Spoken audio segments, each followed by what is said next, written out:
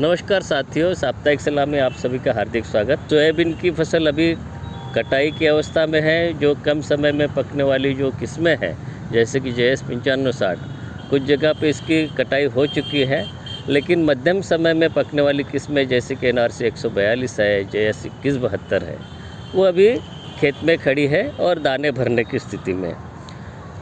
ऐसी स्थिति में कुछ क्षेत्रों में लगातार बारिश हो रही है और आपको ये ध्यान रखना है कि जो बारिश के कारण फलियों पे ही दाने अंकुरित होने की समस्या हो सकती है। तो आपको ये करना होगा कि जैसे ही आपको मौका मिले, कटाई के लिए उपयुक्त समय है, इसकी कटाई करके रख दें।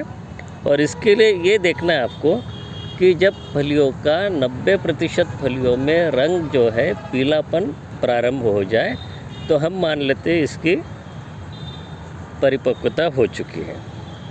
एक और चीज़ आपको देखनी पड़ेगी, जिन क्षेत्रों में लगातार बारिश हो रही है, तो अपने खेत में चाहे वो पकी हुई फसल खड़ी हो या अभी पकने की ओर है वो भी खड़ी हो, तो उसमें जल भराव की या जल जमाव की समस्या नहीं होने दे। उससे हमारी फसल को नुकसान हो सकता है। जो किसान भाई बीजोत्पादन का कार्यक्रम लेते हैं, उत्पादन जो रहेगा, जो अगले साल बीज के रूप में लेते हैं, तो ये सही समय है। आप इस समय पे किसी एक फफूंदनाशक का भी छिड़काव कर सकते हैं।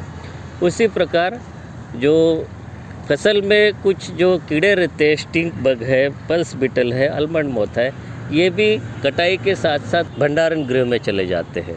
तो ऐसा होने से रोकने के लिए इस समय पे आप प्रोफेनोपॉज जैसे किसी कीटनाशक का भी छिड़काव कर सकते हैं।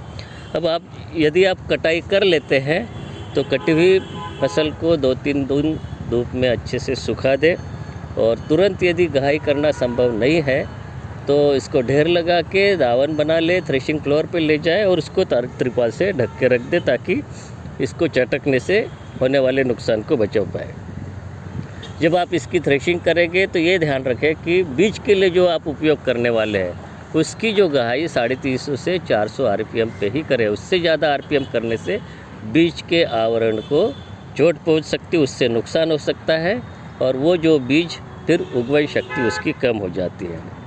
जहाँ पर अभी फसल मध्यम समय की विशेषकर जो कि दाने भरने की स्थिति में है, तो उसमें पॉड बोरर की समस्या हो सकती है, और उसको नियंत्रित करने के लिए रासायनिक दवाइयों के नाम और सूची इस समय पे आप स्क्रीन पे देख रहे हैं। इनमें से किसी एक का आप छिड़काव कर सकते हैं। इसी प्रकार जो तंबाकू की इल्ली भी इस समय पे आक्रमण कर सकती है जहाँ पे फसल हरी है। तो हमें उत्पादन में होने वाले नुकसान को रोकने के लिए इसके लिए अनुशंसित दवाइयाँ जो कि आप इस समय पे स्क्रीन पे देख रहे हैं, उनमें से किसी एक लेके छिड़काव कर सकते हैं। ये थी अभी तक की साप्ताहिक सलाह। मिलेंगे अगले सप्ताह, तब तक के लिए आगे दीजिए। नमस्कार।